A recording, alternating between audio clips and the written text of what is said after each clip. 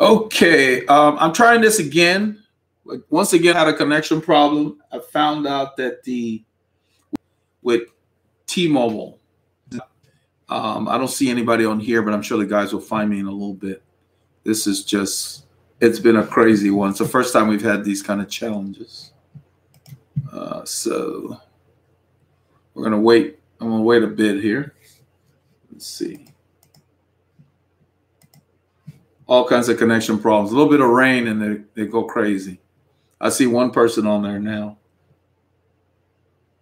What I've done is my regular connection is, yeah, this is unusual for me, but we have Spectrum feeding our internet here. And I just looked at my modem over there in the corner. It dropped the connection this time. The lights were gone.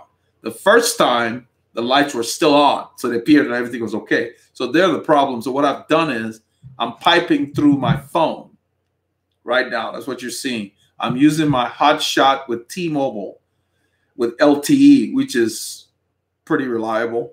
And that's what I'm using. So I'm using my phone to basically stream while they sort that out. We have a lot of weather in the area, so who knows what they're doing. They have a habit of working on stuff and not saying anything to anyone. So we'll give it a few moments for other people to join us. So I'll be back in about 2 minutes. Actually, let other people sign in here so we can get this wrapped up. Yeah, this is unusual, but I found a way around it. So I've got my phone and I have my iPad if I need to, which is in the other room. So I'm going to go grab the iPad. Be back in 2 minutes.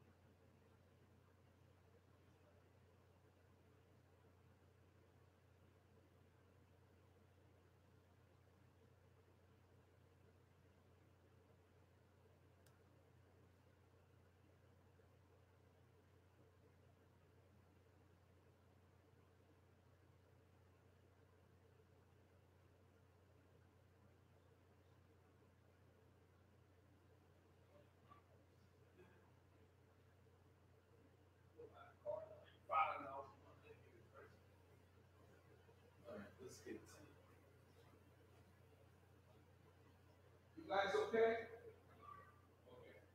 I have a lot of connection problems. I'm going to go on this session.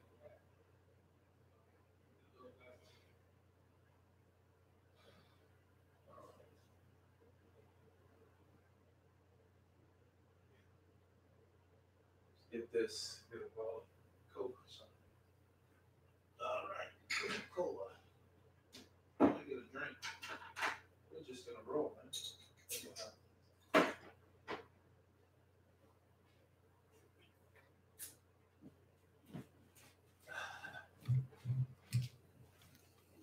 All right, we got 4 people here. Good. People have found us.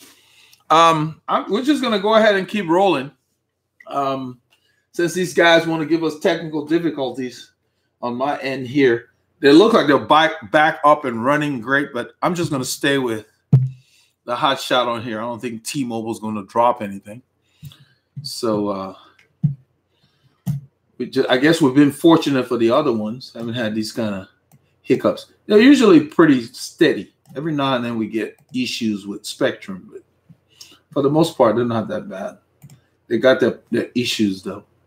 I'm going to check the video manager here because they record everything. I don't want to have them process those splits. So we'll have the other one going, and this will be a different session.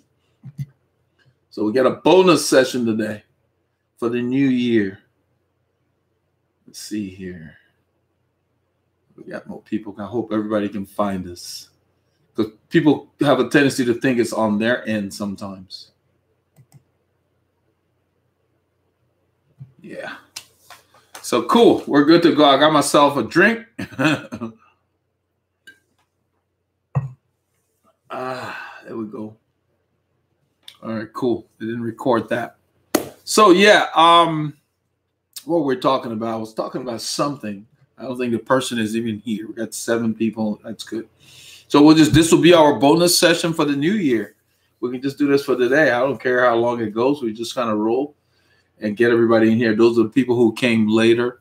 So just to explain to those of you who came in, there's a connection problem on my end with my cable company, which they have their moments. There are times when the spectrum, they have their moments. Every now and then you have these, but the first time the lights were flickering normally and the connection dropped. Couldn't tell. Second time, all the lights went on the modem because I can see the modem from where I'm sitting. So I've decided to pipe everything through T-Mobile using my phone. I have hotshot on all my accounts with T-Mobile. So I have this and my iPad. They're 2 different numbers. And that's the reason I got that, because sometimes these guys will go down, they'll have an outage, and it'll be for hours. And then, you know, everything I do is online. You can't function. So that's kind of good. So we're rolling. Let's see here. So the first one that we did has been processed and put out there for those who want to follow the replay. So this will be a separate session. So that's cool. Let's see here. Let me edit that. Yeah, as I explained, Roy, technical problems on my end with Spectrum. The first one dropped. You couldn't tell because the lights on the modem was still normal. You pay for high speed, and you know when they have their moments where they drop, they don't tell anybody. So the second time around, all the lights went, and everything went red over here that said it was trying to reconnect. So what I've done is, even though it's back, I'm not connected to it. I'm using my phone, which has a hotshot with T-Mobile. That's what's been piped through right now. So with LTE, I figure I don't have to worry about that issue. I usually don't have that problem with Spectrum. They're usually okay. But yeah, every now and then you get that. So they're back up, but I'm going to stay off of their feed right now so we can do this without interruption. So let's see here. Don't believe in your own. Happy New Year, Elder Legends. Yeah, welcome. Yeah, we got that sorted. Just a technical issue with our cable provider here. And so they're back up, but I'm not going to go on them. I'm going to use my hotshot. So I don't know if somebody's saying 2 links. Are there 2 links? It should be just one. I went ahead and killed. You had to end the other stream. The other one has already been processed as a recording, and it should be out there as a recording. That's what I'm looking at here. I'm just adding it to the live stream playlist. This will be a separate one. I started another one, and then the thing messed up again, so I just switched to T-Mobile hotshot, which should be good. Yeah. So let's see. How do you make decisions around cycle clothing, what to wear? Depends on the weather, of course. In terms of, I will start with, in terms of on a cloudy day, I wear lighter stuff as far as visibility. I think about visibility. Let's say this time of year, it's colder. I mean, it's like 6C, 41, 40 degrees. When you get out there, it's like 35 in the wind. So I make sure I wear base layer. I got sleeveless base layers, and I wear warmer stuff. It's not summer. Even they have long sleeve stuff that's light. I wear stuff that's made for the winter. A lot of it is thermal, or it has fleece in it to keep you warm. Then I go outside before I leave, long before I leave, like if I'm having cocoa or whatever, having oatmeal, I just walk out on the deck and see what it feels like out there, because you can never really nail it perfectly. So the time of year, but then I have a gauge. 50 degrees Fahrenheit, 10C or less, I definitely cover my knees, my legs. Either you wear knee warmers, you know. So from like 5C to 10C, I can wear knee warmers. If it's going to be below 5C, I cover my whole leg. Wear tights, long leg warmers, whatever. There's no point, because it's not going to change. If it's not going to change, it's going to warm up during the day, then I do arm warmers. But you want to make sure that you dress warm in terms of making sure your hands are covered really well, because you don't have much tissue here on your knees. And then so my hands, my feet, and my head. You need to make sure, even if you think that you're just going to be for an hour, you lose a lot through your head. So you've got to really have head wear nailed down. Otherwise, you can get chilled out there. You know, there's no exact science. It's just make sure that you're wearing stuff made for winter, because they have summer clothing for cycling. They're thinner and you can't really use them all year. So during the winter, I move my summer stuff to the back of the closet and move the winter. I have a lot of merino wool and thermal stuff that I bring to the front, and it's for winter. In the summer, I don't wear those because they're too hot. So yeah, the weather will drive that. But I have a lot of videos in the cycling clothing. Let me put the playlist here. That will help you. Let's see. You can take your time. I've got a thing here on cycling in challenging weather. That's what I called it. I will put the link for the playlist here. Check it out. There's a lot of information in there. Very detailed. It will help you tremendously. Because that's important. That's an important question you asked. It's a Happy New Year from Legend and Super Legend from the land down under. Yeah.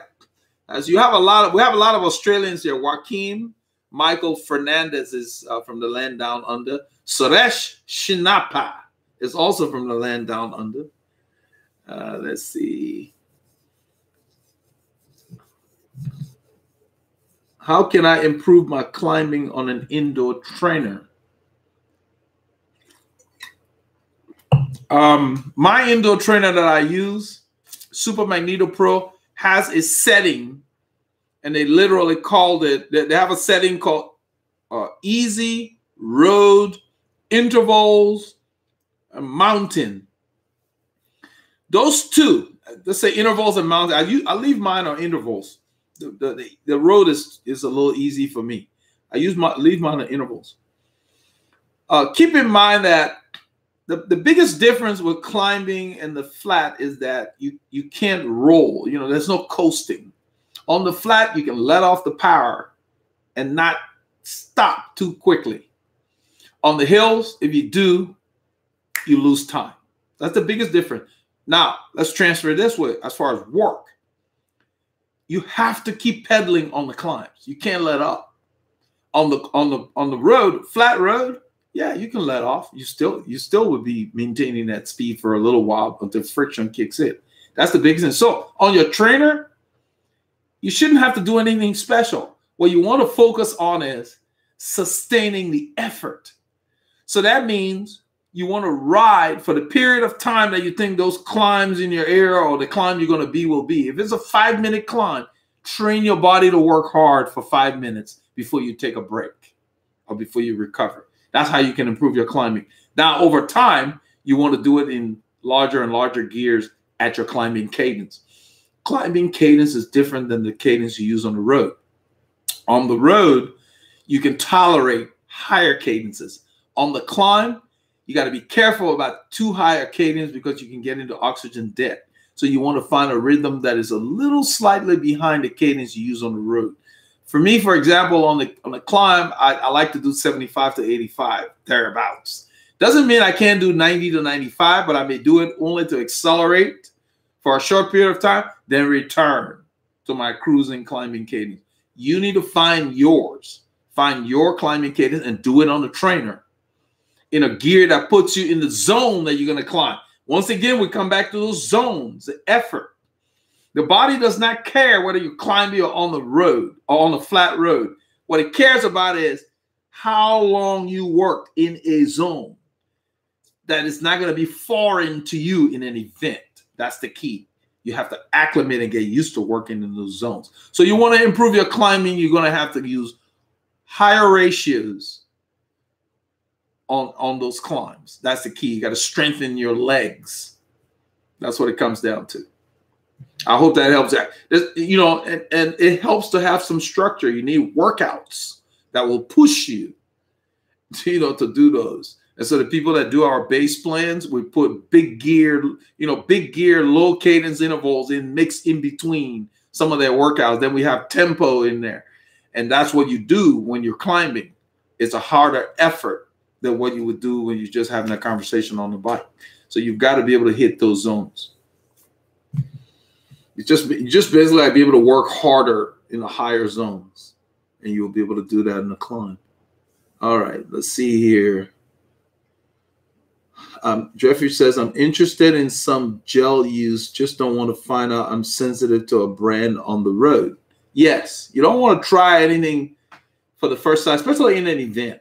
Now's the time to do it when you're training. Yeah. When I go to events, I don't try anything new. When I take my own, even when I go to Grand Fondos, I still have the stuff I normally train with. I don't depend on their stuff. What we found is, a little off topic from what you asked. We found that they have things labeled Gatorade at the Grand Fondo, and they use powder and they mix, and it's weak.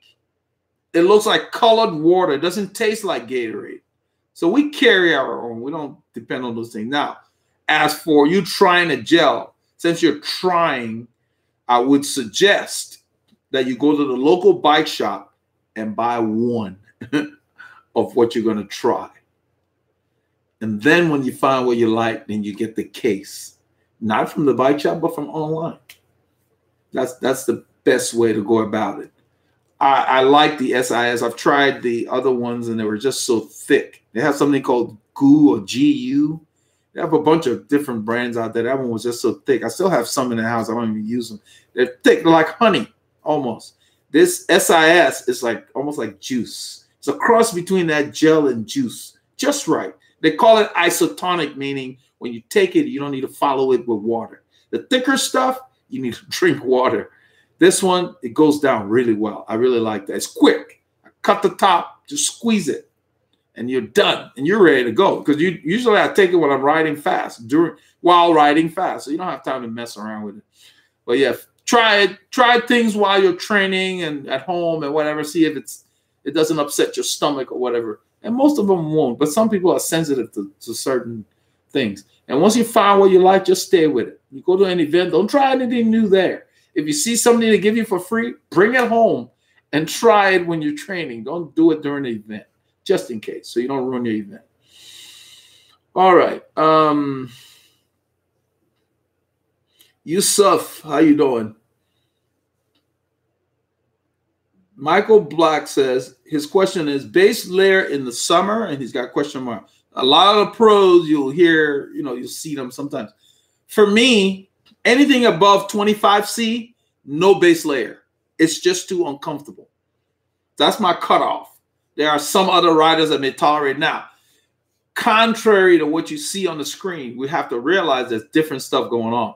You may see some of these guys in the Grand Tours with a base layer on, maybe that's on zip going uphill, because their summer, it's not like our summer here in South Texas, especially like parts of France. In the summer, sometimes you have a cold day, cloudy, rainy, whatever. They have that until they get to the south of France. Then it's really hot down there. So a lot of these guys are wearing base layer in the summer because they're climbing and they got to descend. And on the descent, you get cold. So when they're descending, they zip it up. When they're climbing, they unzip.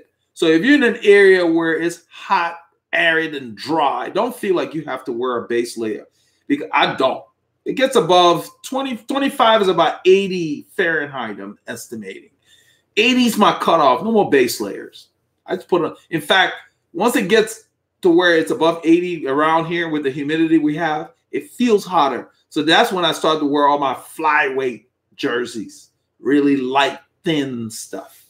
Because you don't want your temperature to be too unregulated. It affects your performance. So yeah, so that's kind of a question. So don't say just summer. Some of them, the marketing spiel say, oh, if you wear a base layer, you'll be cooler in the summer because it wicks the moisture off your skin. That may be true in the summer, but it depends on where you are in the summer and what temperature and humidity you're dealing with in the summer. It's going to vary. So don't just take that word summer.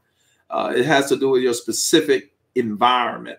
So no, I don't base layers. I break them out like November because we get our first cold, I think around late October, November. Right now, I wear base layers on every ride until May. I will be wearing base layers.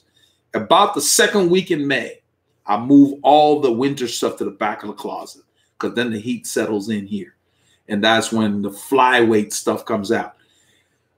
So, you know, you could wear, I guess you could wear a base layer with a flyweight jersey. Yeah, if you're splitting hairs, you probably feel okay. But yeah, you got to really, you know, it gets a little uncomfortable. So take that with a qualification.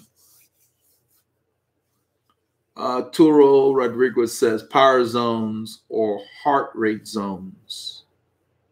Well, they're two different things. Depends on what gadget you're training with. But you need to get a threshold test. The guys that I train, the first thing they do is take a threshold test so we can derive their zones. You can do the same test. If you have both power meter and heart rate, we just train you to power. If you only have a heart rate meter, then we train the heart rate. The biggest thing with heart rate is there's a lag. The power meter says, oh, you're doing 200 watts. The power meter does not say, hey, you're feeling good today.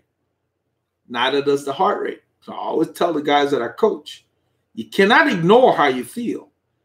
Everybody thinks power meter, oh, the power meter is more accurate. No question about that because it's feedback. It says you just did this. You just did 200 watts.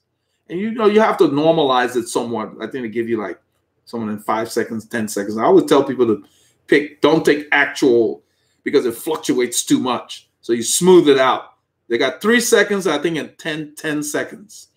And I think we do like the 10-second to where it looks normal. So it takes the 10-second average for your power, and that's what you see displayed. If you don't take one of those, you will see 100 watts, then 300, then 175. It would just be all over. That's how power is. It's so instantaneous. So you want to smooth it out. But you can't ignore how you feel. 200 watts today, it's not going to feel the same as 200 watts when you're tired. So when you're tired, you need to be able to back off. That's why you need structure. You have to have days where you have enough rest built in where you're riding easier in the lower zones. And you have to pay attention. I'm putting out 200 watts, but why do I feel so crappy? Then you got to analyze, okay, what have I been doing that's making this 200 watts today feel so hard? That's what feel is about. So you can't just say, oh, yeah, I know I can do 200 watts and just keep doing 200 watts with a group and passing out because you having a bad day or you didn't get enough rest or whatever. And I'm being a little dramatic about that because I want people to understand that these meters are tools. They're not the end all to training. What is most important is how you feel, your body. If you feel great, good. Give it a go. Keep going. If you feel crappy, forget about what the power meter is saying. It's trumped by how you feel. So that your body's saying, man, we're not at 100%. We didn't get enough rest or something's going on, coming down with an illness. Because you will be able to tell that, man, it's taking everything I have to do 200 watts today. And I know I can do 200 watts without everything I have. That's what I'm trying to get to. So when people put things on there like that, I always want them to know there's a third. The third one is called the rate of perceived exertion, aka feel. Don't forget that because those tools are after the fact. Feel is before the fact. Feel tells you, yeah, let's do 200 watts. Then the power meter says, oh, you just did 200 watts. So feel trumps everything. And then those other things are parameters to help you pace. That's what power meters are great for, pacing. That's why they're talking about, there's some article, oh, they're going to remove it from the tour, ban it, some crap like that, which I think is stupid. But, you know, yeah, so don't get too hung up on that. They're good to have, but you really don't have to have them to do well. What you need to do well is time to train and structure what kind of training to do. Because even with a power meter, if you don't have any structure, you're just going to be floundering. So remember that. Let's see. That's a whole separate topic. I just touched on it. I want to stop there. Hey, Alfred. Nice to be on the live channel. Well, I'm glad you're here. We would have stopped at about 30 minutes ago, but we had a disconnect, hardware problem, connection problems on my end. And so I just went ahead and started another session. We ended the other one has been loaded. And this is like a bonus session. We'll do another one on Friday. This has taken off because of the help of like Eric Nell, Chris Roxbury, countless others, Robert Tangler. You know, these guys are supporting the channel, so it enabled me to invest more time to do this. Plus, I like to do this because we're talking about things everybody want to hear. And that's better than just making a video and hoping that it's what people want. So this definitely is the way to go. And so since YouTube offered this feature, we're taking advantage of it. Taking the channel to the next level. You know, Chris asked about the goals. One of the goals, we want to keep this channel trending ahead of the rest of the cookie cutter stuff they have out on YouTube. So here we go. Let's see here. Okay, I answered that one. This guy is that 109 BKS? Hey, Velo, how you doing? So Alfred says, hi, Velo. I am from South Africa. Okay, I'm from Liberia. I know where you are. He said, I'm training at the moment for the Cape Town cycle tour. I'm still struggling on the climbs, and I need to learn how to climb faster. You need to learn how to climb first. Why are you struggling? Are the gears too heavy that you're using? Are you not climbing at a sustained pace? So you want to find your pace. Since you're training for something, find a pace that works for you. Get to know how you climb. It sounds like you're climbing with others and you're trying to climb at their pace. So you need to train at your pace first. Then you can go faster when you get with others. So the first thing you need to do is find out how you like to climb. What kind of cadence you like when you're climbing, because climbing is different than on the flats. I talked about it earlier. Somebody else asked about it. So you need to train for climbing.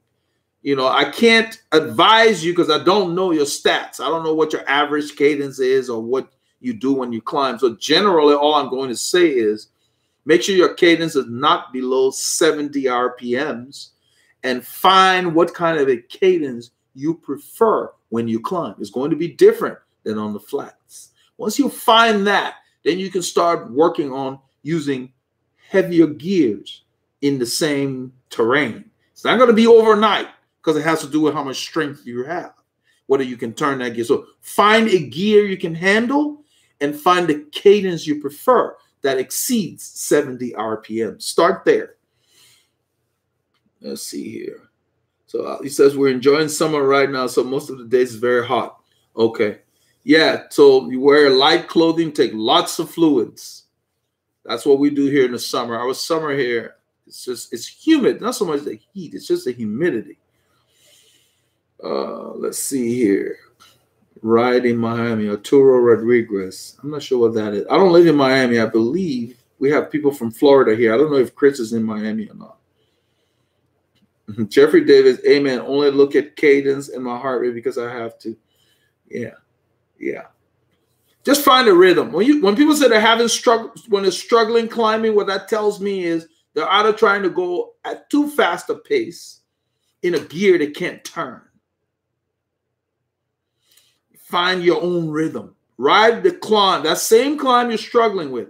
Ride the climb in a comfortable gear and then see if you can go in a harder gear at the cadence you like. 70 plus. Find a range for you. Everybody's different. Okay. And the reason it's 70 is much below that, your legs don't recover, meaning your nutrients do not get the opportunity to go and remove the lactate. Your legs tighten up.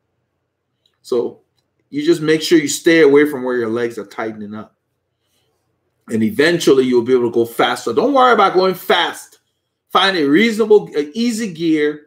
Find a cadence you like. Then you can start increasing through the gears to the highest one you can handle at this time. And sometimes you have to let people go and you ride at your pace. Okay, let's see here. Greetings. Do you hand wash your jersey or machine wash? Deb Miller. I only hand wash the very delicate ones that the manufacturer suggests, either hand washing or putting in a garment bag. They have those net bags we have. Paul actually got me some of those bags. like the real light featherweight jerseys that I got from La Pasión, because they got damaged. If I put it in the washer, it gets they get a lot of pilling in them. But no, most of my jerseys are machine washed, gentle cycle, inside out, all zippers closed, and similar colors together. I cannot stress that enough. That's why you saw the pink is still bright. That pink is from I think it's last season.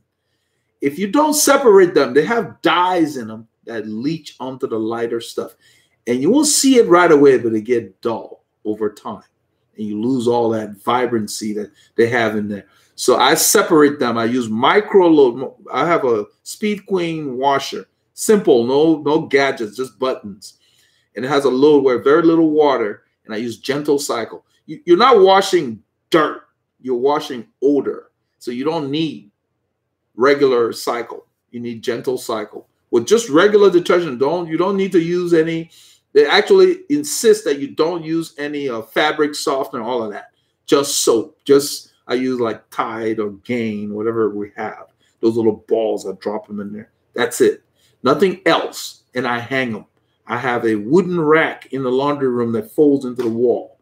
I hang all my cycling clothes. I don't put them anywhere near dryers or anything. And they dry quickly, because when they come out, they're almost ready. But yeah, that's how you protect your stuff. And they last for years. I've got stuff from when I raced that's still hanging up in there. The delicate one, wash by hand. Get a spot on it, wash it by hand. Sometimes the washer can't get to it. Wash that spot and then throw them in there. But the key is just similar colors together. All the blacks are easy. The short socks, blacks, I put them in there. But all the other colors, even with the socks, I separate them. Very important. And try it. If you put them in your sink and you try to wash it by hand, you will see that some of the darker, like the burgundies, you will see the water in your sink change color. That's the dye. And that's what gets onto the lighter colors if you mix them. Same thing with regular clothes. Just separate them. All right. Let's see here.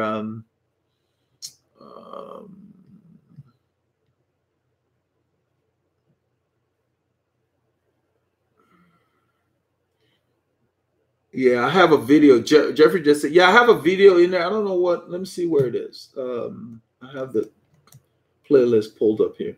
It might be in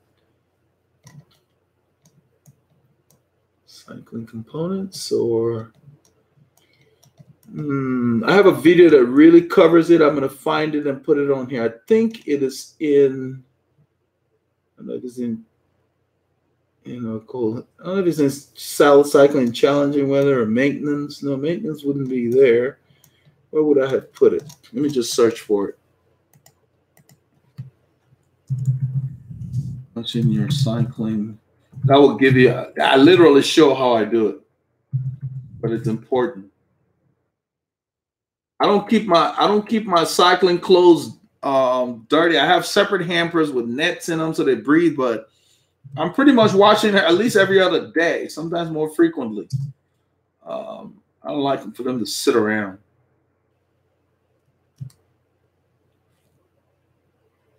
And I do them myself. I don't want anybody to damage them. I didn't get any arguments from my wife when I fired her from doing them. So that was cool. Let's see here. Laundry. I don't know what I titled it. It was a while back. It should be here. Let's see here. Clothing care, maybe. Logically. Oh, that's why. I'm searching on the playlist.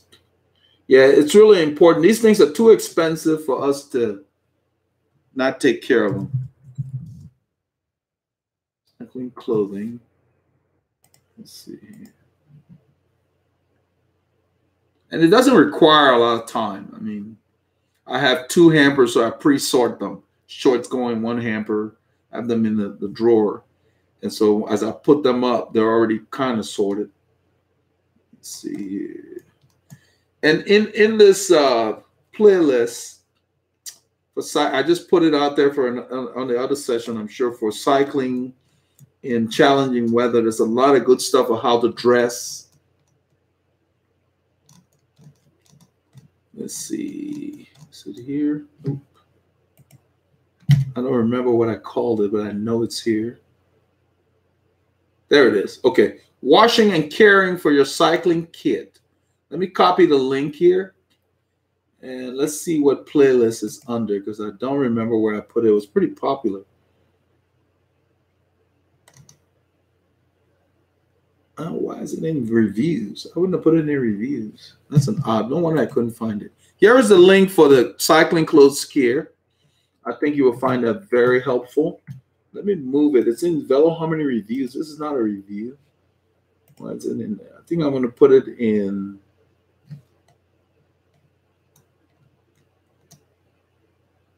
Well, wouldn't be in challenging weather.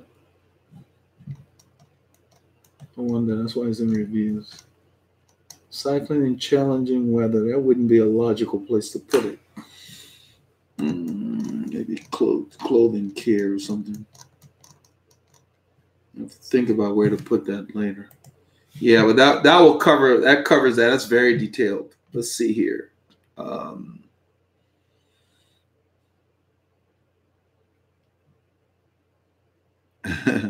So Arturo says he passed to Campagnolo.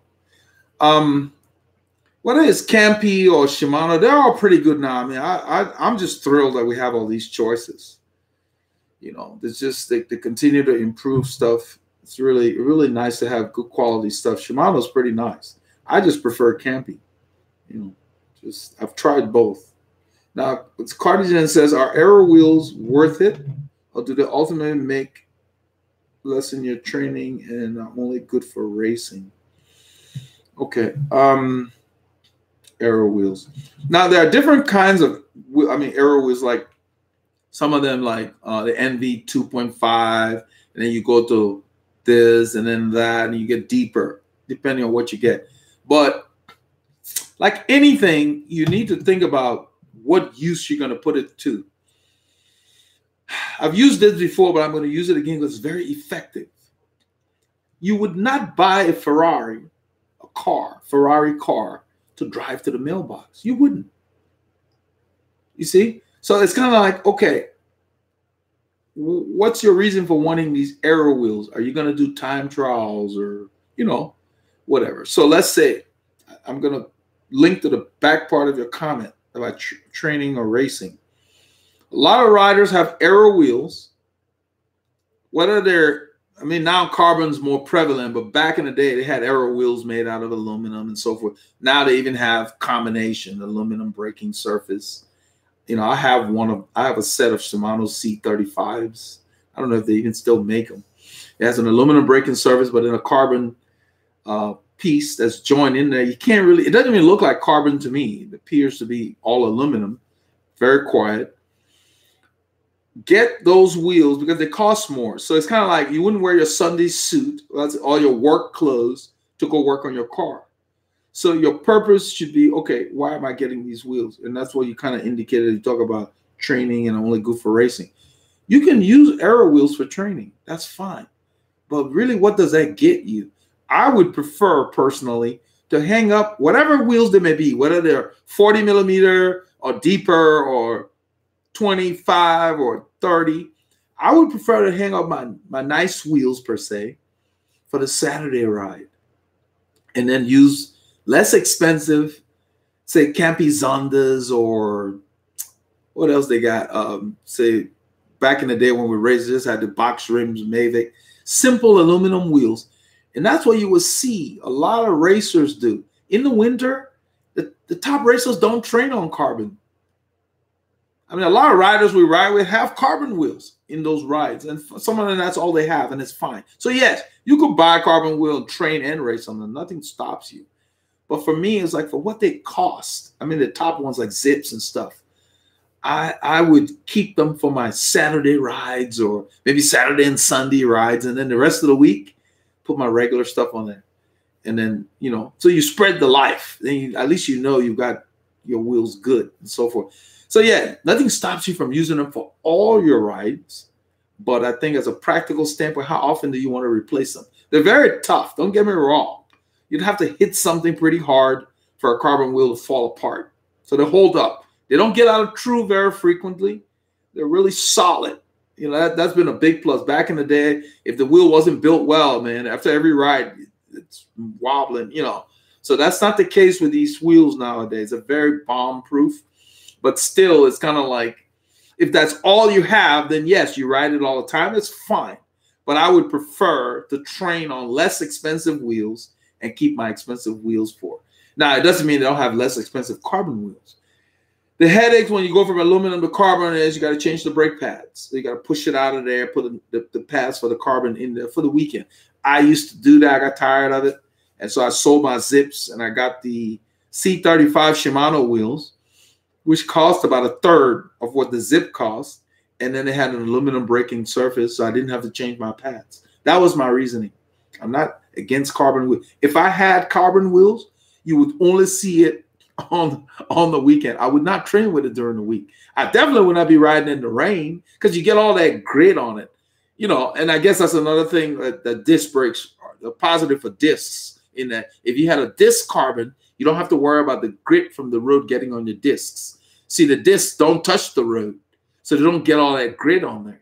The wheel, the rim gets all that sand and grit on there. So as soon as you brake, you hear, that's what we hear. So we brake a little early the first few times to clean off the rims, and then your braking works okay.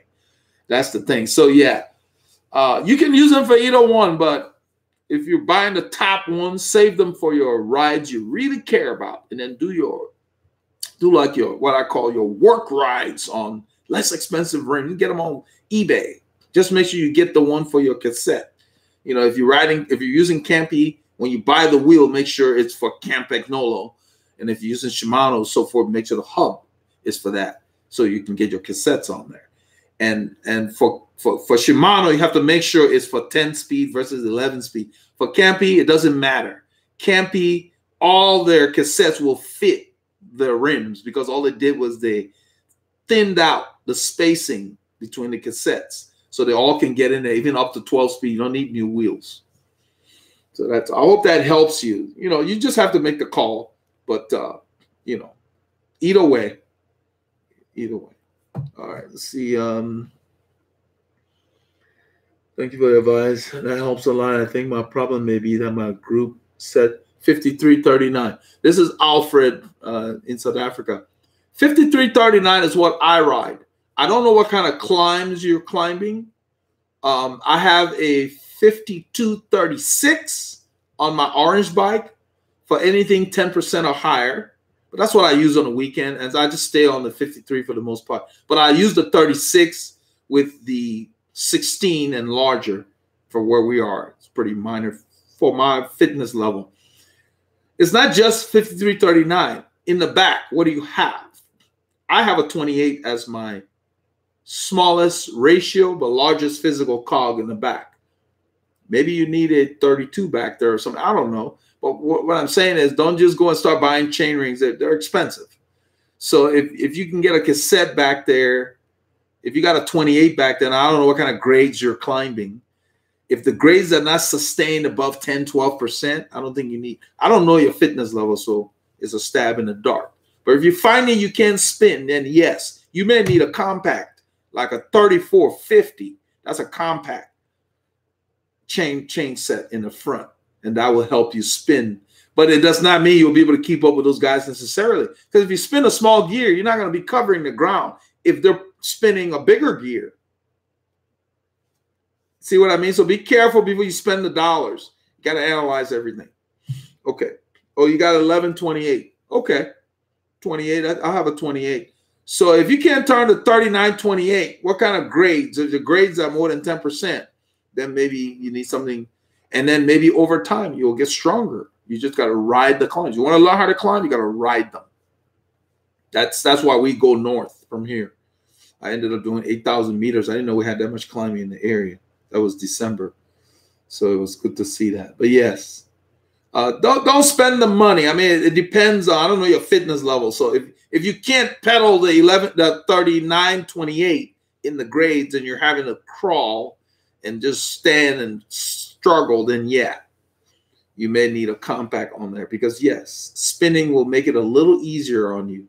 but you're still going to have to spin a reasonable ratio if the guys you're riding with are faster. All right. Yeah, Cardigan said that. Yeah, you're welcome, man. You're welcome. I hope that answered your question. They're not easy. It's just there's so much little life lessons, and you're just gonna have to make a decision. John Logan, the Festive 500 was good, man. I smashed it. I got 495 miles, which is about 790 something kilometers. First time ever I've had a 400 plus mile week ever. And it was good. I built up to it for several weeks, 3 weeks plus into it. And so it's very enjoyable. So we poured it on. It was good. I'm looking forward to that badge so I can put it on my jersey. It'll be the 3rd badge on there. Chris Barron, do you run tubeless? No, sir, I don't. I don't run tubeless. And if you do, would you still carry a spare tube just in case? I've ridden with people that run tubeless, and they do carry a spare tube because they're all told to. Because why? Because you can get a cut that sealant can't seal. I've talked about it before. How is that an improvement? I don't carry a tube in my car. I have a spare tire in my car. So if I have a flat, I have to take the tire and put it on there. Well, on my bike, I'm not going to carry a spare tubeless wheel on my back when I ride. So how is that an improvement? So yeah, you still need a tube because yes, that's why we carry boots. Those are us who have tubes in our tire. We still carry a boot because somebody can cut your tire to where you need to put a boot there so that tube doesn't protrude. It's the same thing with the tubeless guys telling you to carry a tube because if the cut is too big for the sealant, you need a tube in there because then the tube and the sealant will work together to get you home until you get a new tire. Plus, they're a pain to get on and off the rim. It's a messy application. Everything about it just turned me off. And so that's why I said when people come up with stuff, I'm like, what problem are they trying to solve? Plus, the ride is questionable too, because you got to really play with the pressure to get that same kind of suppleness. Not ready yet. If it were a fruit, I would say it was green. Not for me. So no. And then if you don't already have a tubeless setup, then you got to what? You know, what do you do? It's just, I've heard of people needing a compressor to get the tire on there. I mean, who's got all of that? There's too much involved to go to it at this point. I'm like, they keep coming up with stuff, and it's not an upgrade to me. It's like they're regressing. So they're gonna have a lot to work out before I spend money on that stuff. I have it flat maybe every 9 to 12 months, if that. Works fine for me. So I can live with that. I read the road. Yeah, I watch where I put my tire. That's all you can do. It's gonna happen, with either systems, but I don't need a system that's more difficult than what I'm using today. So if you come up with something, it needs to be better than what I have. If it's not better than what I have, what's the point? So that's the key. Let's see here. I crept it over the line. John Logan, 504 kilometers. That's what matters, man. That's what matters. That's what matters. The first time I did it, I don't remember what I did. I got there and that was it. This is the first time. What happened is my buddy had time off. My buddy had time off from work. And so we were able to just ride. And so we planned it to where the first week in December, we started just increasing it. And so by the time we got there, we had been doing 500K plus a week. So it was just another week. And then we ended up having, with the holidays, I had people visiting that could babysit, so I just had the time. And so it was great. So we just went out and just rode. Yeah, so that was cool. Everything just kind of came together for that week. I had enough people to watch the kids and all of that. So it was no stress on the family, for me being gone those many hours. So we just went out every morning, rain or shine. And yeah, so you got your badge, man. So when I finished, they sent me a note. I think I finished like day 5 or something. They send me a thing talking about click on this to get your badge, or we can donate to some. I'm like, I want my badge. Yeah, I want a woven. Then you had an option of a digital badge. I'm like, I want a woven badge. I hope they don't get rid of the woven badge, because I don't want a digital badge. I want a badge that I can put on my jersey. It makes my jersey unique. My Festive 500 jersey. They did not make a jersey for this year. So I didn't buy any of the Festive 500 stuff on Rafa. They didn't have anything I wanted. If they don't do a jersey, I'm not interested. So the next time they do a jersey, I'll get that jersey and then put the badges on there, because this one has 2 badges on each pocket. This one will go on the 3rd pocket in the middle. And so if they do another jersey, then I will start the badges on that one. I think that's kind of cool. But other than that, they can keep that. They had a Musette bag and stuff like that. Please. I don't carry anything in a Musette bag. So let's see here. Do the bike fit measurements or process differ for a road bike and a tri bike? Yes, they're different. With a tri bike, you're sitting differently. You got different bars and everything. Your hips are rolled forward, and your tube, the seat tube angle for a tri bike can get anywhere near 80 degrees or so. It's more aggressive. Completely different. You need different fits for each of those. Leah Domi says, hi, Elder, what's your view on DI2 and ETAP? I would take DI2 over ETAP. What I don't like about ETAP is they tried to reinvent shifting, and it's not very intuitive. It's like you have to relearn. Kind of like if you have an illness and you have to relearn the alphabet and you're an adult. It's just, so they have a funny thing where normally we swing this way to do the large chain ring. They're doing it a different way. And you tap a certain way to get larger and smaller gears. I don't have time for that. I don't want to think about it when I'm shifting. Now, there are people who use it and they like it. But no, I would take DI2 any day of the week over ETAP. I'm not sure why they had to do it differently. It needs to be universal. It's just like the change for change's sake. I don't see it being an improvement. So they're kind of out there on their own. So Roy Bakhta, thanks again. Got to go work tomorrow. Take care, Roy. Yep. Has to be the physical badge, ideally a big one. Yeah, John Logan says that. Yeah, all that riding. I want a physical badge. So Chris Roxbury says, you talked about trying out a carbon seat post. What are your reasons for that? I already have one on my Colnago. It's made by Full Speed Ahead, FSA, and it has a setback. The one on the Colnago is like 3.2 or something like that. It's pretty extreme looking. But I needed that to get that 72.75 seat tube to allow me to move my saddle far back enough. The reason I'm trying the carbon seat post is carbon is a good material in certain applications. It's not good everywhere like they're trying to do. In this vertical plane, they're very tough. When you start getting crazy with carbon, then they can reach their limit.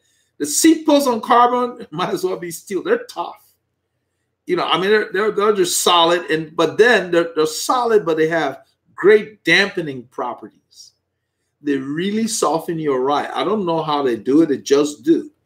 And so, and I like the look of the FSA, but I got the one with the black thing. I'm still waiting because those geniuses mislabeled in their warehouse, so they didn't have what I ordered.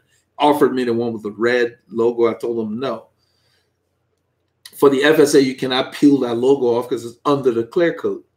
And so I told them, no, I want the black. It just looks like carbon. It's simple. The main reason is that it will allow me to make my blue bike look like the classic road bikes of the golden years. All the road bikes of the golden years were made with the assumption that you would have a 2.5 centimeter setback seat post. All those seat posts you see, they used to have the one bolt back in the day. They have 2.5 setback built in. That's what. So the bikes were made with that assumption, and it just has that classic road look. It's just tradition. And so that's the reason I'm getting that one. But then it happens that I ordered the 2.5, so I would get that look. But then carbon with the dampening properties and close to the weight of the Thompson. it would just soften the ride of my blue bike quite a bit. That's the reason I'm getting it. So yeah, the seat post, I've never broken a carbon seat post. Not me. I'm sure some people have, but the hardware on there, the way FSA makes it, is just solid. It's got 2 bolts, one to adjust the tilt and one to tighten it, so that you can dial that thing in to the degree. I don't like single bolt systems. They have ratchets that don't move a millimeter at a time, or a fraction of a millimeter if you needed to. I like the ones with 2 bolts. So that's the reason. It's a better application for what I need right now. It's definitely an improvement in the technology. Let's see here.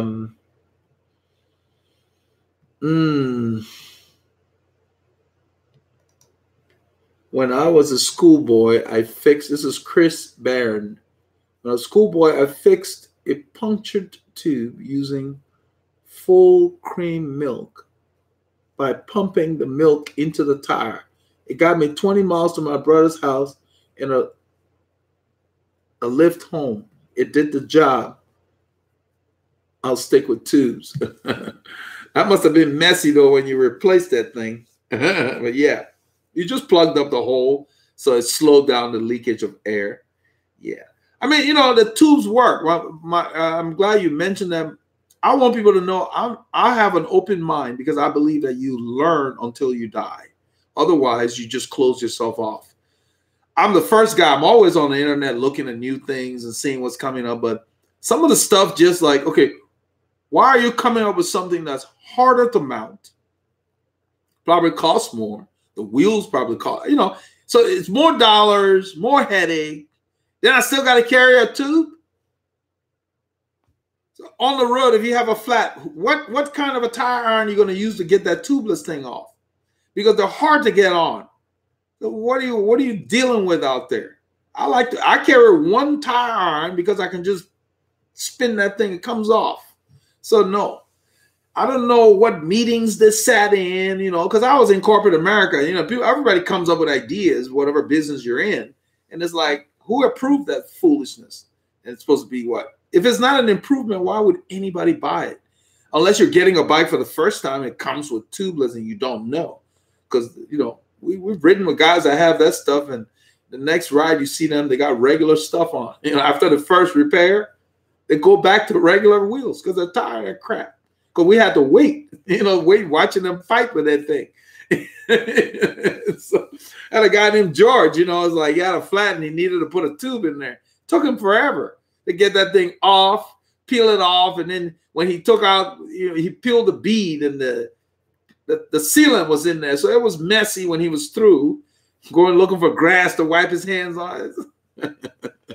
I just watched. I didn't say anything, but I was like, I don't need to buy one of those. Like, I saw him dealing with that, and I had read the articles and different things, but I'm sure there might be better ones out there. I don't know, but what I've seen did not make me want to buy it.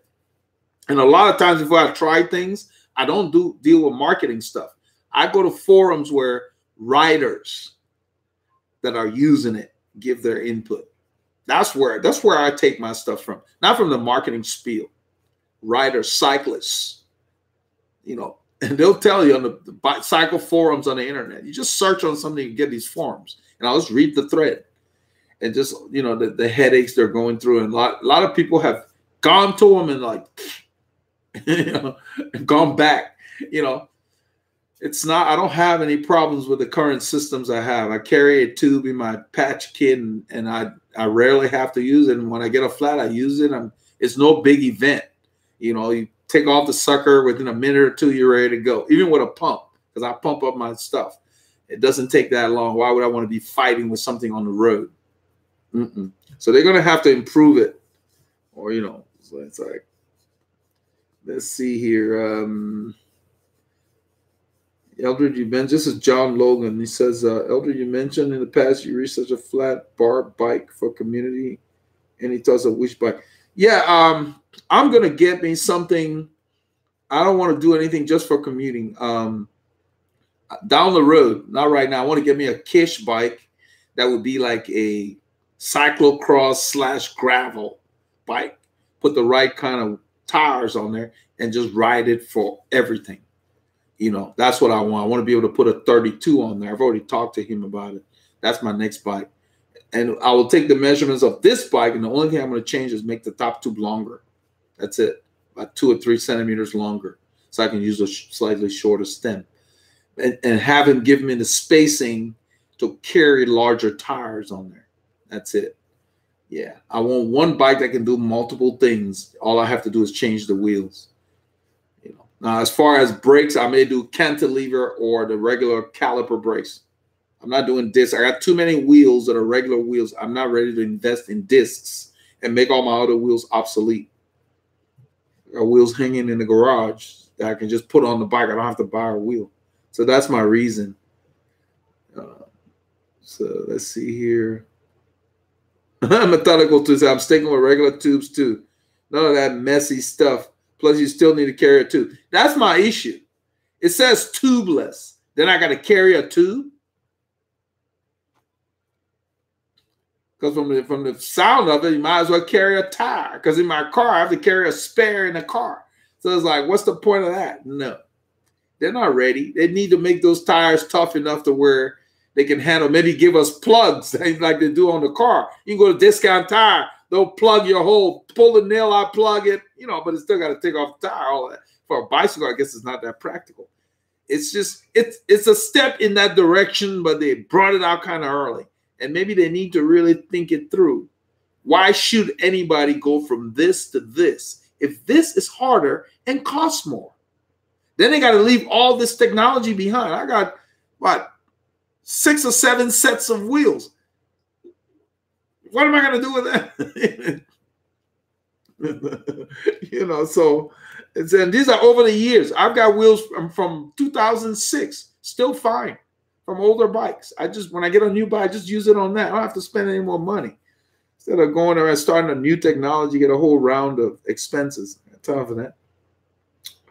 Let's see here.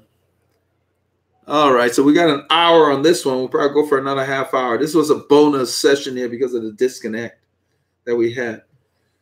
Let's see. You should pump water into most tires to slow that cheetah down. That's funny. I don't know if that'll help, man. That guy, Mo's a big talent. I'm trying to contact people that know Mo so I can find out more. Mo has Palmares that he doesn't talk about. He's a very modest guy. I want to find out because the look on the guy's face when he told me that Cipollini stopped his press conference just to greet Mo. I'm telling you guys, I wasn't there, but I knew that Cipo was coming to Houston. And the bike shop called Bike Lane in the Woodlands area, big bike shop.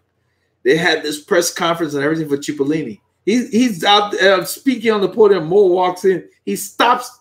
That's like the president stopping his speech to say hi to you.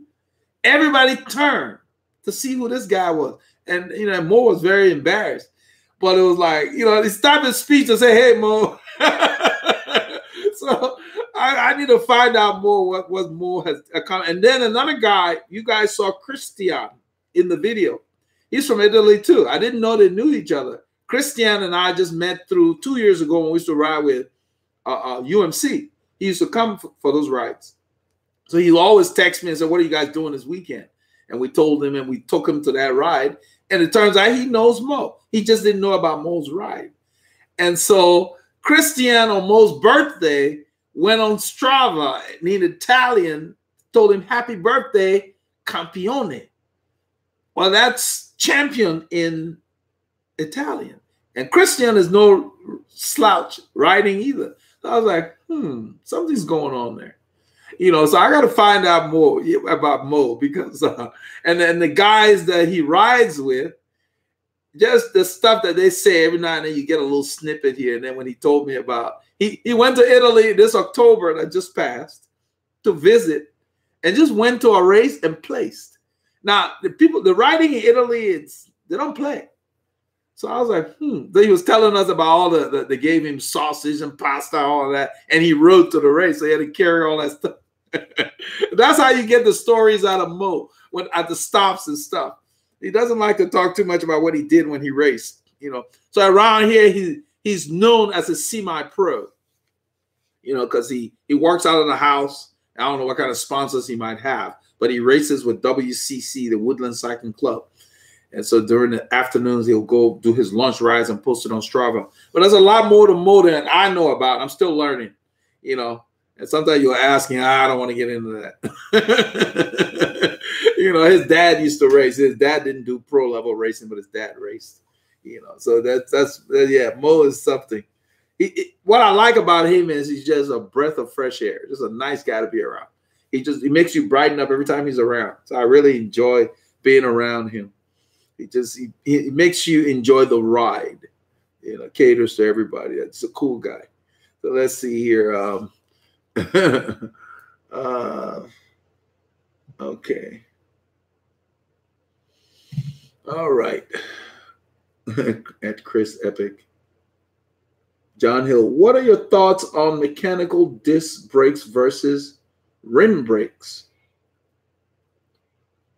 I like my rim brakes. It stopped me fine. I have not tried the disc brakes. I think they're nice to have. I just don't like that they're acting like they're a replacement for rim brakes. I think they should offer them as a choice. So, you know, when I got my custom bike built, the builder asked me which brakes I wanted, and I went with rim brakes. I like the idea of the disc brakes when it's raining because I ride in the rain, and I don't like the sound of the grit the first time you brake in the rain because it's on your rims.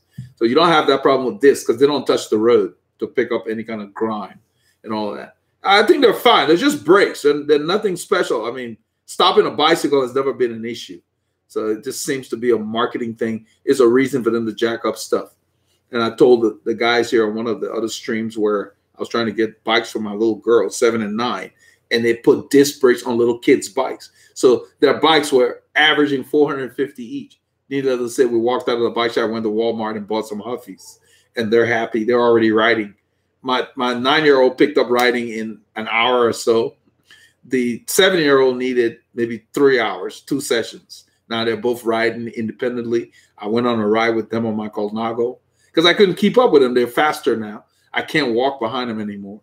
You know, it was easy for them to pick up. The bike fit them, and this is better. What kid needs disc brakes and full suspension? That's why they're speccing the bike so they can rip us off. I don't like that. I don't like things pushed onto people that they don't need. That's what turns me off. What kid needs suspension on their bikes at 7? So the bikes for the kids at the bike shop had full suspension. And he tells me, oh, they're spec because of how they're spec. That's why they cost that much. Yeah, well, I went to Walmart where the spec better. $118 for 2 bikes, and they're happy. And they're riding, and it fit them better. So when they're older, if they're getting into serious stuff, yeah, fine. We can get a bike with all that crap on it. They didn't need that right now. So it's being pushed on us, guys.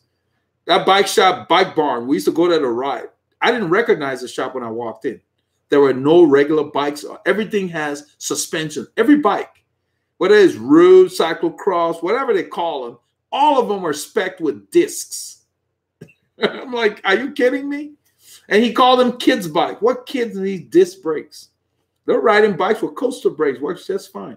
So, yeah, that's my issue. It's being pushed on us. Don't fall for that.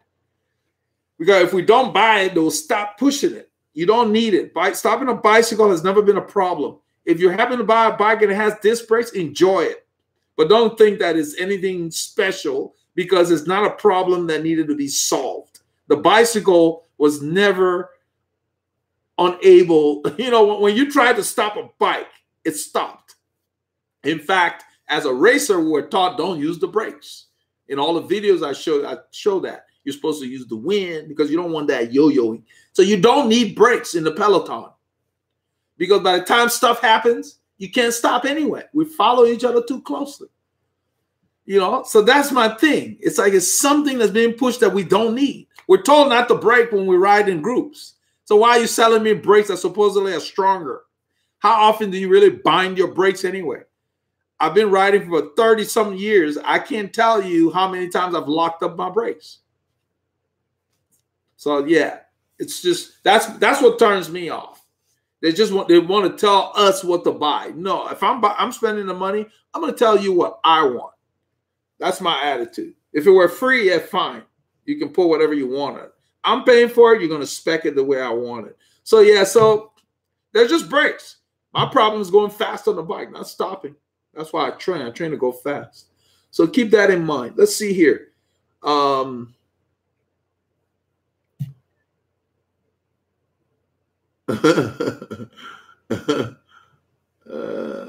I tried to respond to the last post about gels. I buy the Hammer Gel large bottle and carry the Hammer Flask, more cost effective. Yeah, I tried the Hammer Gel. It was okay. It was just a little thick for me. So when I tried the SIS, I kind of tolerate that better, especially in the summer. But yeah, a lot of riders use Hammer Gel. I have some in the house, almost like honey. It's very, very thick. That kind of constituency. It's thick. Jeffrey Davis, my bike happened to have disc. It stops better when wet. Otherwise, no big difference. Yeah, I mean, if a bike comes with disc, that's fine. But I have no trouble stopping my bike, though. With aluminum rims, I have no trouble even in the rain. It's just noisy because you get sand and grit on there when you ride in the rain. But yeah, it's okay. It's just they're acting like we had this big problem stopping our bikes and, oh, we need discs. No, we don't. If you use brakes in the group, you're not going to be very popular. And so you can have your discs. You better lock it up when you're alone. Don't use it in the group. It's just that's not the way you're supposed to ride. So yeah, it's cool what they're doing. I'm not anti-disc. If I bought a new bike or got a bike off the shelf and it came with disc, my only issue would be, okay, now I got to go buy spare wheels for this because it's a different wheel. I don't have a disc wheel. So I will have one set of wheels on the disc bike and then all my other wheels are right. That's my thing. Every time you switch, you got all, same thing when they went from like 9, 8, 9, 10, 11, all that stuff, That's why with Campy, I just had to get a cassette with 11 and screw it on there because the wheel stayed the same with Campy. With Shimano, you had to change the wheel when they went, I think, from 10 to 11. Yeah. Now Campy has gone to 12. Needless to say, I'm not shopping for 12. What do I need another cog for? I don't use the 11 I have. I use maybe 4 or 5 of them. So that's the thing. You don't use them that much. They just, I don't know. I don't know what problem they're trying to solve. But they got to sell us stuff every year. That's the thing. So we got to just be careful. Let's see here.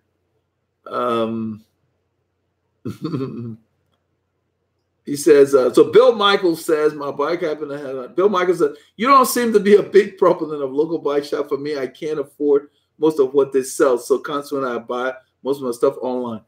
Bill Michaels. All right. That's the reason I called his name twice. Is because I want to remember it. Because he's right in a way, but there's a part I got to clear up. I'm not anti-local bike shops. I'm anti-ripoff. I don't like anybody to hustle me. I don't know if you guys can feel me. Those of you that are in New York, they call you con man, whatever. That's just New York. You've been out, you've lived in cities. It's almost like I don't like people to take me for a sucker. That's like somebody looking at you and saying you're stupid or something. It's kind of like, why do you need to mark up the stuff so much? As opposed to maybe marking up a little on a lot of stuff and make your money that way.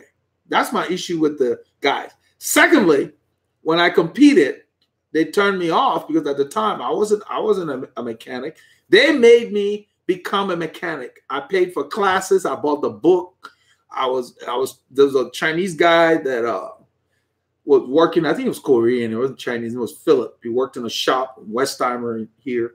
Long years ago, I sat in there like an apprenticeship, my own time, because I used to ride with the owner's daughter-in-law. She did triathlon. We used to train together. So they let me go there and just hang out with Philip. I learned a lot from him. Because you take your bike to the shop, they tell you, oh, we got a 3-day wait. I only have one bike. So that's 3 days I'm not riding. Then you get the bike back. And the stem is crooked. They did some work on the bike and didn't even straighten your stem. Just little stuff like that they should have done. or the problem is not addressed after waiting 3 days. So yeah, I didn't care for that. Needless to say, it lost my business. I've learned how to do my own work. I didn't have to wait on them because you didn't need to wait 3 days. The bike just sat there for 3 days. You know, then they overpriced stuff. I mean, you know, you buying stuff at what, 50% more if you're lucky. So yeah, it's kind of like, you know, after a while with the advent of, let's see, when did Windows 95 came out, then the internet took off, and now we could order our own. You know, back in the day, you didn't have access to all these vendors and whatever they did. Now it's there. So why would I be paying more to do what? What are they offering me that much? Now, there are times when, yeah, you need something right away, or if you can't work on your bike, it's good to have a local shop. But support the shops that support you. Somebody put a comment on here and said, when I go to my shop, and I'm paraphrasing, I don't remember exactly what he or she said. When I go to my shop, they really take care of me, something like that. There are good shops out there, but there are shops that treat you like a number. No matter how many times you go there, they act like it's your first time there. I don't like that. I have a problem with that, you know. And so the Bike Barn is like that. No matter how many times you go there, they act like they just saw you. We've ridden with the guy who was giving me these stupid bikes. Kurt, he's on film. He knows me. Years and years of riding with him. He acted like I don't know what I'm doing. I looked at the guy like, I went there with my numbers and everything. I do fit. He knows that. And he's asking me for the height of my daughters. You know, I was like a surgeon coming to you. And you're acting like you don't know this person's a surgeon. I look at the guy like, please. That's what turns me off. So think about it. Average person walking off the street doesn't know anything about fit. What is he selling them? He will be the same guy. Paul, my buddy, said that. He'll be the same guy if he sells you the wrong bike like he was trying to sell me, even if they had been priced lower. Were you to bring it back and say there's a problem, he was, oh, yeah, these are the wrong fit. They don't fit your children. But he's the guy who gave them to you and would act like he didn't know. So it's like, come on. They're not learning anything. They're just pushing products. Why does every bike in the shop have discs and suspension? That was my question. Every bike, guys, I'm not exaggerating. I may go back there and just film that shop for you guys. Every bike has suspension.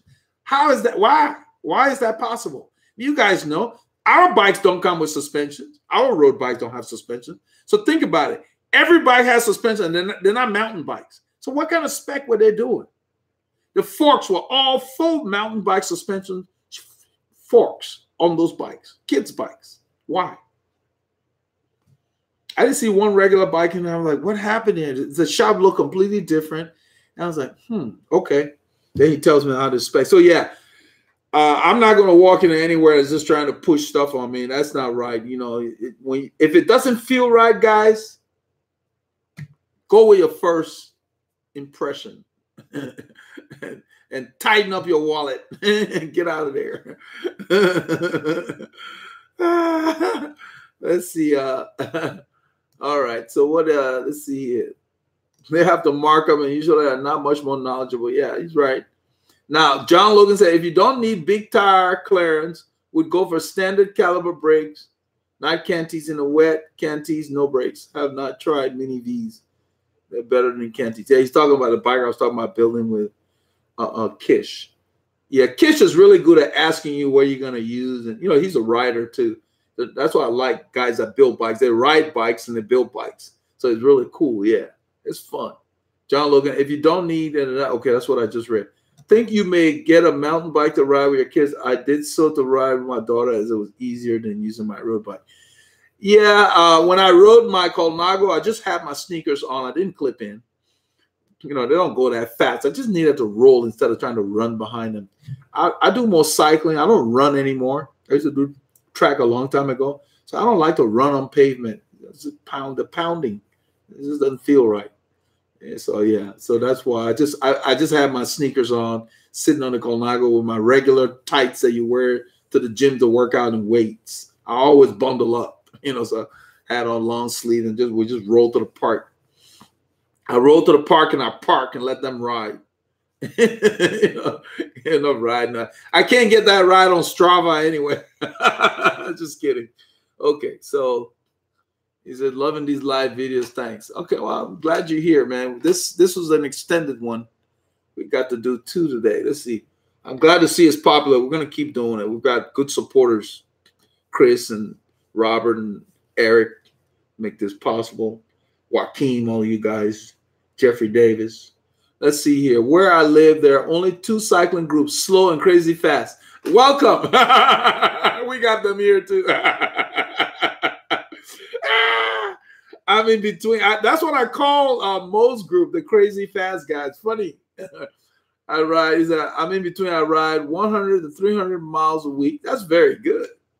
But I want to get faster. With the Crazy Fast ride, be annoyed if I tried to just draft them? They shouldn't care. Yeah, they shouldn't care. You just sit in. You go, you say hi to them, meet them as you want to ride. They don't care if you don't pull. What experienced riders don't like is you pull, then you get dropped, and then they may, depending on the group, the nature of the group, and then you cause them to wait for you. So no, they want you to not pull, but finish with them. They don't have to worry about you. When you go to a group ride, you meet in the parking lot, everybody say hi. They don't want to leave you out there. So they're concerned. If somebody falls off, you may not hear, but they wonder what happened to that person, especially if he doesn't say something to someone. Like when we're leaving the group like we did on Saturday, I told Jerry, we're doing more miles today. You guys have fun. We're turning off here. So he could let the other guys know so they don't wonder.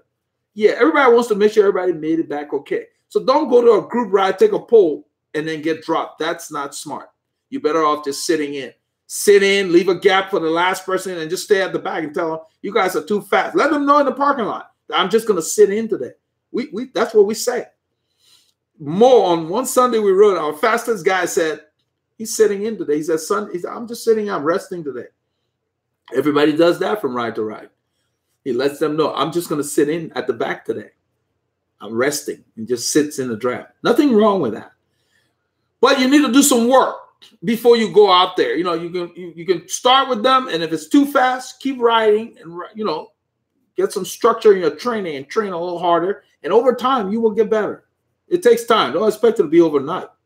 It took me about 5 or 6 months to where now I'm in the sprints with the crazy fast guys, because since 2002, I've just been messing around, gained weight and lost the weight, but just started doing, steady rides. And now I'm finally getting to where I'm doing faster rides. So it took me since June, July.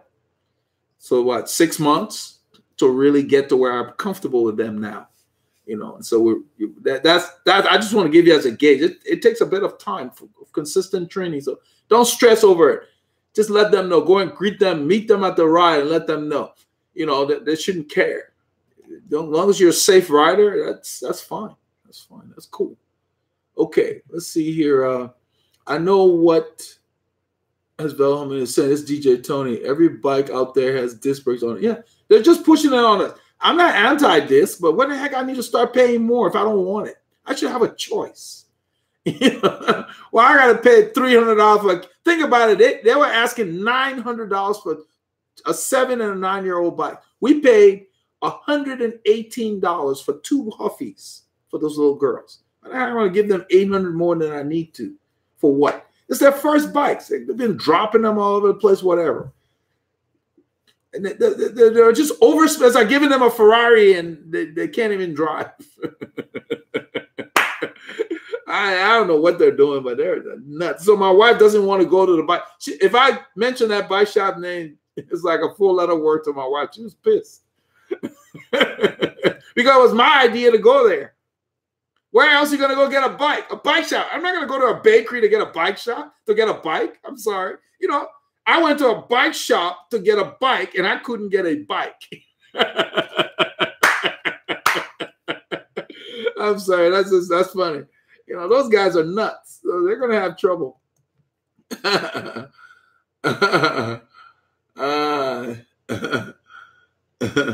There's nothing wrong with disc brakes. You buy a bike and it comes with discs, you get a good deal, take it. That's fine. Our guy, Mo, he was talking about, he's got a Cervelo. Somebody gave the model number, I believe it was Chris. He's got a new Cervelo. It's got regular brakes on it. He says, I'm not looking forward to buying another bike for at least 10 years. His issue was he don't want to have to deal with disc brakes. He said it need more maintenance. He does his own maintenance. You will find all the riders putting in a lot of kilometers do their own maintenance. They don't want to wait on no bike shop. You take your bike there, they give you days to wait. So all the guys that do a lot of riding learn how to work on their bikes because they got tired of waiting in a queue for your bike and maybe it might come back ready. So he works on his own. So he said, I don't want to deal with discs. They're a headache. So he's got DI2 on the Cervelo, and then he's got regular brakes on it. He's like, he just got it recently. He said, I'm hoping this holds up for at least 10 years. You know, so like not everybody's thrilled about all the stuff they're doing because it's not really necessary. They're just trying to market stuff to us and come up with a reason to jack up the price. So if and that's fine. If they switch to all discs, yeah, if I have to buy a bike like that, I will look on eBay or something and get a good deal. I know my size. You know, if I don't go custom, yeah, you can still shop. There's nothing wrong with that, but they're not getting top dollar from me because I'm gonna shop. Let somebody else give them that, because they're just marketing things up too crazy. Let's see, Max, have you ever ridden in Tucson? I'm here now all winter. No, I haven't ridden in there, Arizona. I haven't ridden in there. I've flown through the area, but I have not spent a lot of time in there, in Arizona. It's beautiful out there. I know they got some awesome golfing down there. Devin Teller said rim brakes look cleaner. Yeah, I hope they can get now on some of the bikes, the discs are not that bad. Like some of the top, like the Venge, But my issue with that is, I said it the last time, 16 grand for a bicycle. There's no motor. That's just too much for a bike. It's a bicycle. It shouldn't cost 16 grand. We're pricing people out of this sport. We need more people in the sport. So, they're getting too crazy. They got, 16 grand, shoot. I mean, for a bicycle, there's no engine or anything now. They're getting a little out of hand. We gotta tame it down. We need more bodies on the road on bicycles. It's getting too expensive, getting too exclusive. That's what scares me. This is Larry Earp. Greetings to all from Philly. We got 30 minutes left. Greetings to all from Philly. Just put cleats on my riding shoes. My shoes over time for a new pair. Any suggestion or any good deal? Limited budget. I'm not sure if I got that. Let's see. Just a new pair of what? Cleats or shoes, Larry? I'm not sure what you mean. You said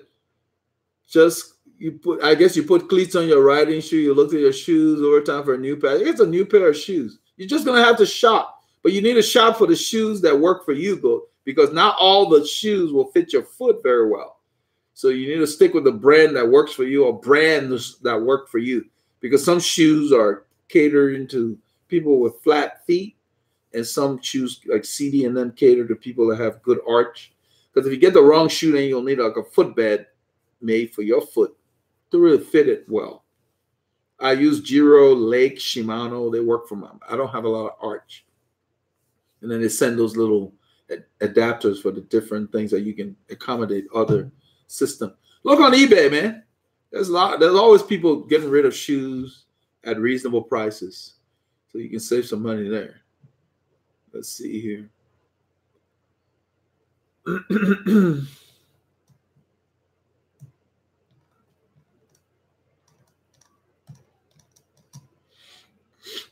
The local bike shop, yeah. DJ says the local bike shop have a lot of overhead. Yeah, they need to sell things that people will buy. That will keep them in business. They're folding here like crazy. Performance just went out of business. And Performance is big. They're online as well. You could order online, pick it up in the shop. They just didn't make it because they did not carry things riders want. They're getting ahead of themselves. They're trying to tell us what we want instead of asking us what we want. That's the problem. So nobody was going there. And so they went up, they just had the end of business sale. They were getting rid of stuff. I didn't even go there, even though they were having a sale. They had nothing in the store I wanted. Most of the things I want, they don't carry, so I order it online. So that's kind of like a self-defeating thing. They don't carry what people use. Let's see here. DJ Tony, I have a full Claris bike that I built up. Oh, Jeffrey talking to DJ. Let's see here. So Max Roth just said what I said. He said, same thing with a bike store in my hometown. He spent over $20,000 there, and they won't ever do him a favor or deal. That's just like the bike barn here. Forget about what I've spent there. I ride with that guy. I've ridden with him long before he started his group rides. Okay? And when you walk in there, he acts like he just saw you for the first time. You know, so why should you look forward to going there? You go anywhere. I go online. I get that online. You know, that's a, you know, and you don't have to ride with him. I'm just saying. I'm just letting you guys know. Even though we've ridden for years together, he acts like you just walked in for the first time. Yes, this guy spent 20 grand in it. Same thing with this store. If you go and read the reviews on the Bike Barn, Cypress Wood, Texas. I think it's Cypress, Texas. That's the location. We got locations all over. Their reviews are all over the map. Some people are happy, some people are crazy, some people hate them. And so it's very polarizing. You can't stay in business like that. The cycling community is too small. Everybody tells their friend. Everybody asks their mate, where'd you get that? They'll tell you, oh, I got it from the bike barn, but don't go there.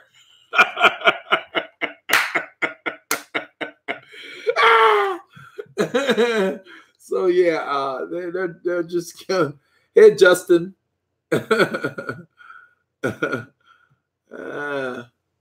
Anti-metallical to the anti-rip-up. Yeah, you can get all the candy out of a jar if you put your hand in and pull out one piece at a time versus trying to get them all in one grab. That's a great analogy. Yeah, support the LBS that are cool. We have good ones here.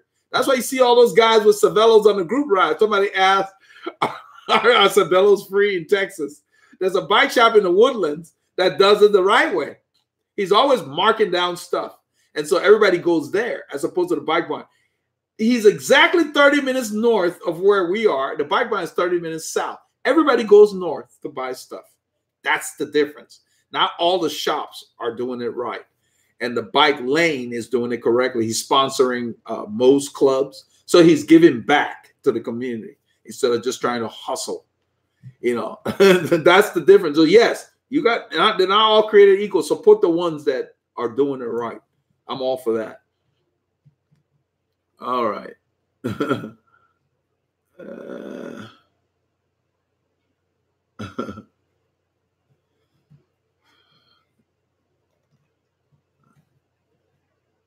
I'm skipping some of the conversations the boys are having. It hasn't ridden about 5 years. Just the plan. They're talking about the shoes here this guy was looking for.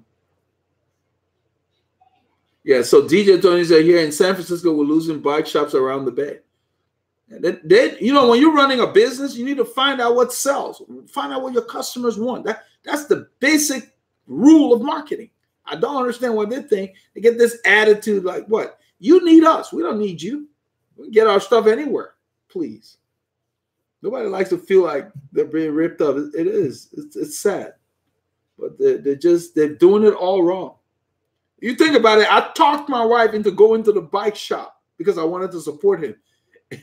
And he basically killed the deal. You know, and she's giving me the evil eye. I say, I'm sorry, you know, but we're supposed to go to the bike shop to get bikes. The Walmart sells everything. You get groceries, all that crap. I didn't think to go there. I figured I'd get bikes at the bike shop, not be told that my daughters need, 7-year-old needs suspension and discs and all that. So,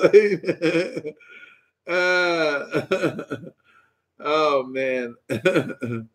All right. Let's see here. I think DJ is asking, do you have a max weight for a decent bike? In other words, there's such a thing as a bike that's too heavy. Other than a bike for climbing, I don't think it matters, really. I mean, now, especially if you're getting something from the bike shop, they have the butted tubing. You know, you're not getting a lot of straight gauge tubing that's just very dense. You know, that's what you go to Walmart, there's quite a bit of that there. I had to pick up those bikes to pick which ones my daughters would get because some of them were like tanks. I don't know what kind of tubing they're using, you know. So, yeah, the Huffies are the closest to a decent weight. Yeah, there is such a thing. You need to check it. You don't want a dog of a bike to drag around.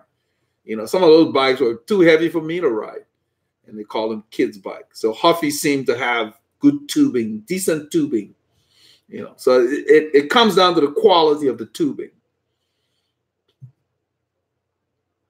The thought of dropping a couple of grand on a new bike is out of the question. I'm a proponent of secondhand bikes and doing my own work. I'm in it for the fitness game. Yeah, if you know what bikes you need, go on eBay. There's always somebody getting rid of bikes for some reason. Paul Savello, $2 grand. In the store, at least 8 or 9. He got it for $2 grand, fully assembled from some guy who bought it and just had it sitting in the house. They had to get rid of it. I think it was $2 grand, something like that. But it was a deal. You know, top of the line bike for, you know, what, 80% off or something. It was a good deal. Let's see here.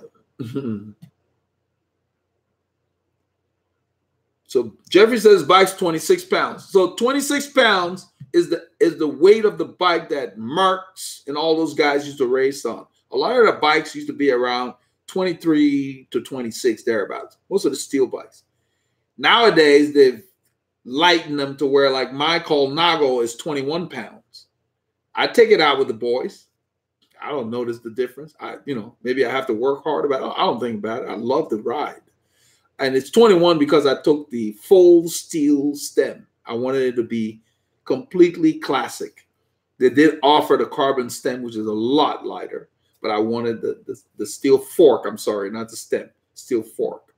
So yeah, the fork adds at least 2 or 3 pounds. You know, it's heavy, but I wanted that. Those are the bikes we used to race on.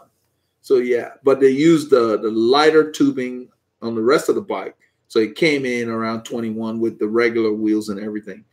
But, you know, the weight is just one factor. It's not just the weight. It's the handling and everything that goes in with the bike. So it's not just weight. But if you're doing a mountain time trial and means something to you, yeah, use the lightest bike. But just riding,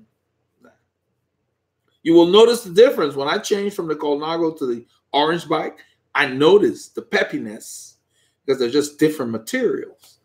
But when I'm riding them, nah. I just ride them. They work just as fun.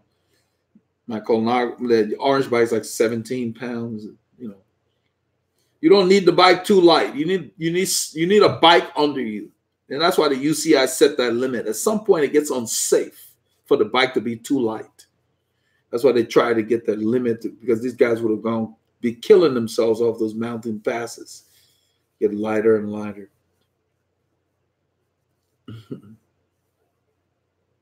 So,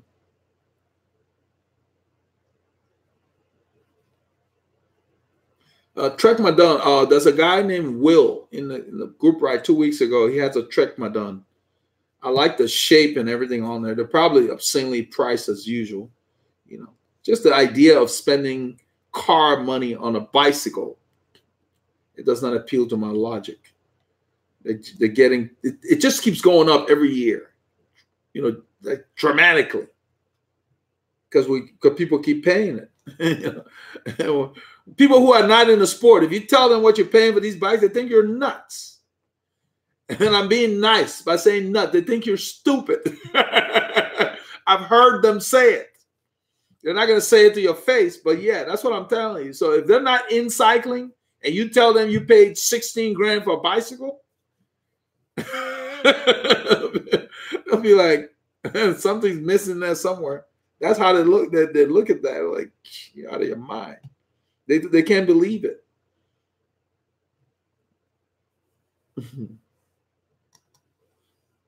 It's just it gets out of hand. You know, they're getting too crazy with this stuff, and I wouldn't mind so much if they gave you more choices in your sizes.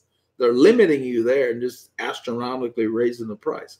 You can get a custom bike half that easy from the best builders. So DJ says he's powder coating his old Rock Lobster road bike. Any ideas where to get replacement decals? Huh. The challenge would be, yeah, for them to make the decals like what you wanted. Custom decals are tough. No idea there. You can try Velo Ink. I don't know if they do custom. They got their own, that they do, but I don't know if they'll replicate what you had there. They do custom stuff, you know, so that, yeah, Velo Inc., because I'm having him do a badge of our emblem, our logo. He's already added our logo to their database, but I want him to do a badge for the front of the head tube, that size. I sent him some. You'll have to send it in, what's the format they call it? Vector format, meaning Adobe AI or something like that for them to work with it. But Velo Inc., there's a guy named Chris that handles the custom stuff. Use their contact information on their page. And start with them. If they don't do it, they'll know. But they do really good stuff. So that way you can get decals that will work. They're pretty good. It's all together, VELOINK, veloinc.com. All right.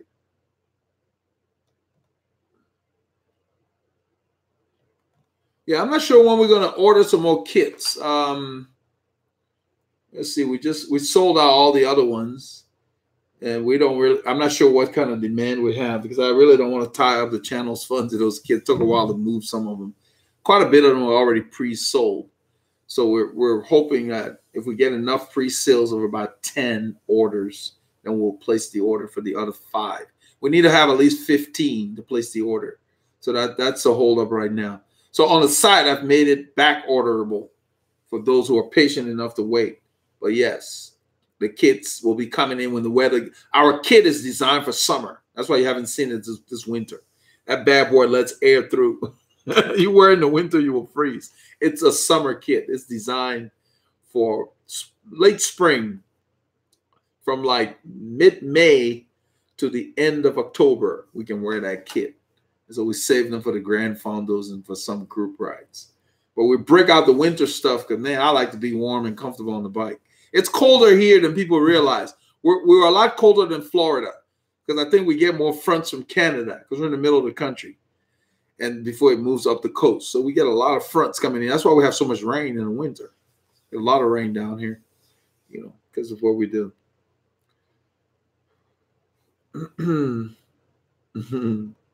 All right. So I'm going to wrap up, guys. Been great. We're going to do this again on Friday. Sorry for the disconnect. We had a disconnect thing in the top part of the first part of the session. So we went ahead and did this long second session.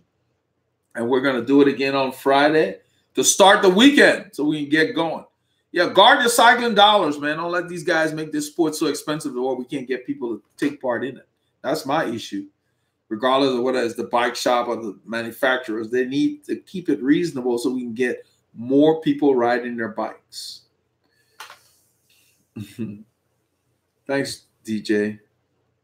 Yeah, so, I mean, it's just think about what you're getting, get what you need. But most of all, make sure that whatever you do does not take away from the time you have to ride your bike. You know, don't break the bank to where you got to be working all these hours and you can't ride.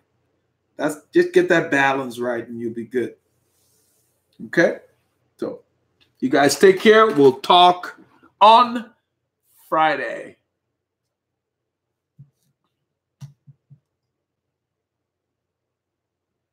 Yeah, so let's see here. Clock Cutter says the price of top-end bikes about doubled in a decade. Yeah, it is insane. So, yeah, we just don't need to patronize it. You don't need top-end bikes to ride. You need any kind of bike. I ride the Colnago. It's 21 pounds. I have no trouble keeping up. So work on the engine. Don't kill yourself out there. Don't tear up your wallet for these guys. Let them learn what we need. That's why the shops are folding. People have caught on. It's crazy. All right, guys. Peace out. Happy New Year to everybody.